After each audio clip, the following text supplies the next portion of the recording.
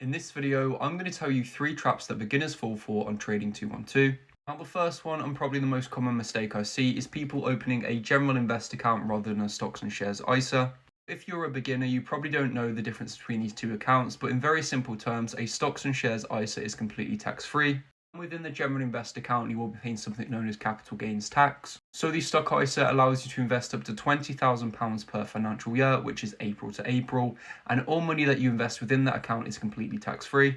If you are a long-term investor and you're starting in your 20s and 30s and don't aim to touch the money until you're in your 60s, then investing into the stocks and shares ISA rather than the Trading212 general invest account could potentially save you thousands of pounds. Now, the second mistake I see a lot of beginner investors make is investing into hype stocks or stocks that are promoted by people such as YouTubers and TikTokers. Now, one stock that comes to mind is Beyond Me. Now, in 2020, a lot of sort of YouTubers were pushing this stock.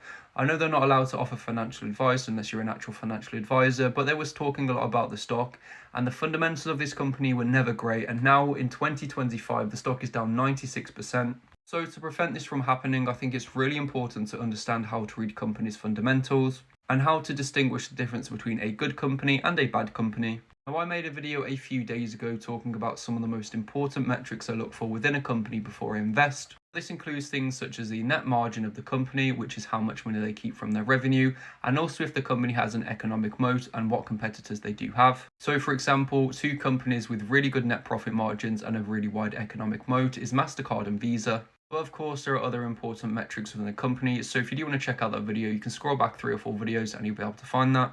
And the final mistake that I see beginner investors make on Trading212 is trying to short stocks and using leverage. Now, leverage is a really easy way to multiply the capital allocation that you do have, but it also does come with a lot of risks. For example, on this 3 times short Nvidia share, if the Nvidia stock goes down 1%, you actually end up making 3%.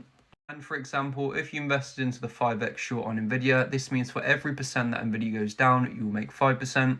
But also in this example on screen with the 3x short, you also take on the risk of the stock potentially going up, which means if Nvidia goes up 1%, then your position will be down 3%. So I would consider this as a form of trading or even gambling rather than a sustainable way to invest for the long term. If you enjoyed this video and want to see more Trading212 tutorials and tips, make sure to follow my page and double tap the screen.